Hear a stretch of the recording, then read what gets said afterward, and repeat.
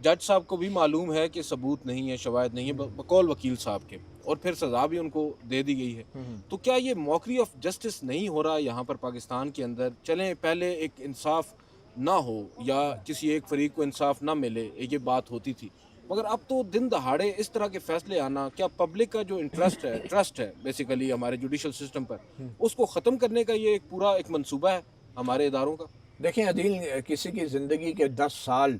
یوں چھیننا یہ اتنا آسان نہیں ہوتا. باہر کے مہذب اور جمہوری ممالک میں جہاں پہ عدلیہ آزاد ہوتی ہے، وہاں پہ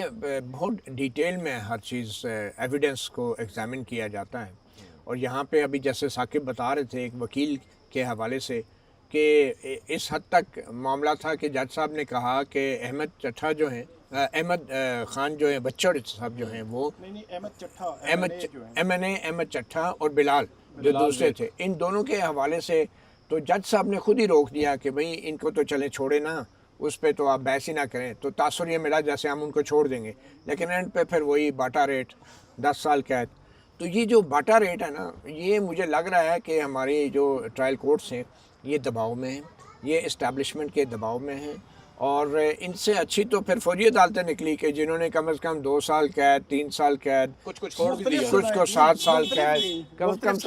سزائیں تو مختلف دی نا. تو یہ جو باٹا ریٹ کی سزائیں ہیں کہ پی ٹی آئی والا بندہ ہو، 9 مئی میں ملوث ہو تو اس کو 10 سال، یہ مجھے لگتا ہے کہ شاہ سے زیادہ شاہ جی کے وفادار لوگ یہاں پہ موجود ہیں. اور یہ بڑی بدقسمتی کی بات ہے، کیونکہ اب سب سے پہلے تو یہ لوگ گرفتار ہوں گے، پھر یہ اپیل میں جائیں گے، اور پھر ان کی اپیلیں جب لگیں گی، کوئی سنے گا ہائی کورٹ میں، اور پھر ہائی کورٹ سے سپریم کورٹ میں. اور یہ بھی ہمیں نہیں بھولنا چاہیے کہ چیف جسٹس یحییٰ افریدی نے تقریباً مجھے یاد ہوگا آپ کو کہ شاید 3 ماہ پرانا آرڈر ہے، 3.5 ماہ پرانا، کہ بھئی 4 مہینے کے اندر یہ تمام ٹرائل جو ہے مڈ اگست میں انہوں نے آرڈر دیا، ڈیڈ لائن تھی مڈ اگست کی. تو یہ چیف جسٹس یحییٰ افریدی نے جو کہا تھا کہ 4 مہینے کے اندر فیصلہ دیا جائے، تو شاید ٹرائل کورٹ کے ججوں نے سمجھا کہ یہ 4 مہینے کے اندر سزا دینا جو ہے وہ مقصد ہے سپریم کورٹ کا. اور ہوا بھی یہی کہ اس طرح جو بیل کی اپیلز آتی رہی وہ بھی اس بنیاد پہ مسترد ہوتی رہی کہ اب تو 4 مہینوں میں ویسے ہی فیصلہ ہو جانا ہے. تو اب جو ان لوگوں کو اگر سزائیں نہ دی جاتی، جن کو بیل بھی نہیں دی گئی، اور ان میں سے کوئی ایک اگر بری ہو جاتا، تو پھر سوال اٹھتا کہ آخر اگر یہ معصوم تھے تو 2 سال جیل کس جرم میں رہے، پھر ان 2 سال کا حساب کون دیتا؟ تو پھر اپنے آپ کو معصوم ثابت کرنے کے لیے معصوم لوگوں کو مجرم قرار دینا ہمارے ٹرائل کورٹ کے ججوں کے لیے لازمی ہو گیا تھا. تو یہ بڑی بدقسمتی کی بات ہے، بہت ہی افسوس کی بات ہے